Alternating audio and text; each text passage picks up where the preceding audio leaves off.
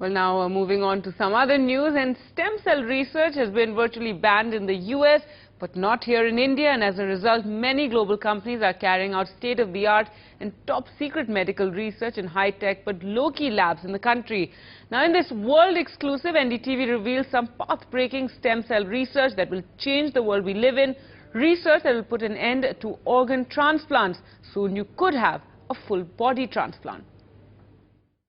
I am no doctor, but where I am is a top secret lab, a lab where high quality stem cell work is done, a lab in a corner of India, the location of which I cannot disclose. It does work which will change the way human beings view themselves. It is a work which is funded by 6 pharma companies. It is work which will change the way humans view themselves. If you've got a major heart problem or your liver and kidneys are short, these dodgy organs are transplanted from a brain-dead person. Now all that organ transplant stuff is history. With this new stem cell research, the future is here in these labs. It's being codenamed FBT, Full Body Transplanting.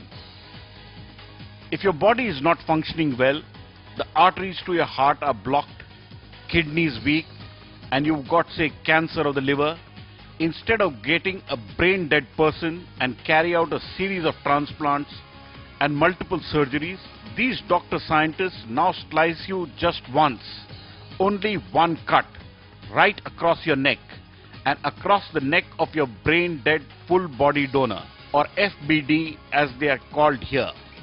Then it's simple. They just take your head and place it on the donor's entire body.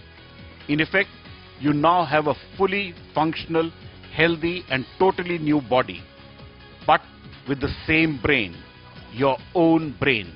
The breakthrough is due to advanced and sophisticated stem cell techniques that for the first time allow us to fuse, that is to join the bodies of 2 individuals. So far, though these scientists refuse to confirm or deny if they've successfully done FBTs, full body transplants, on 6 terminally sick patients who are now walking around with their former faces and brains, but with new bodies. For obvious reasons, their identities are secret, but they are being monitored very closely as they walk around their hometowns. Their bodily functions and signals are tracked right here. If these 6 are successful, we could see hundreds of FBTs starting from this day next year. It's that close. While medically, these old head on new bodies are doing fine, there have been some practical and ethical questions raised. The patients had to get their fingerprints redone because their new bodies and new hands too. Also, in one case, the relatives of a brain-dead donor have claimed that the new head and body belongs to their family, as 90% of the new person is the body. So what if the brain is someone else? They claim the soul of a person lies in the heart, and so it belongs to them.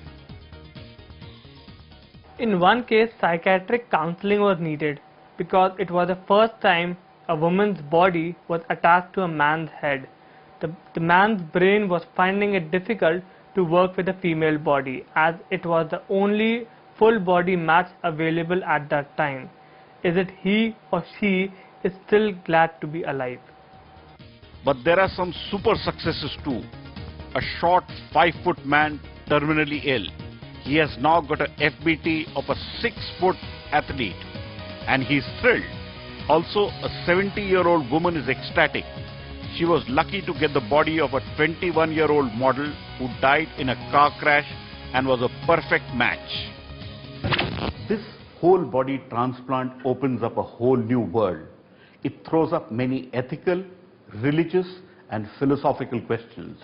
It also threw up for me a very interesting thing. I have started feeling, can I change my body? Can the mind be changed? Can the body of another person be attached to me?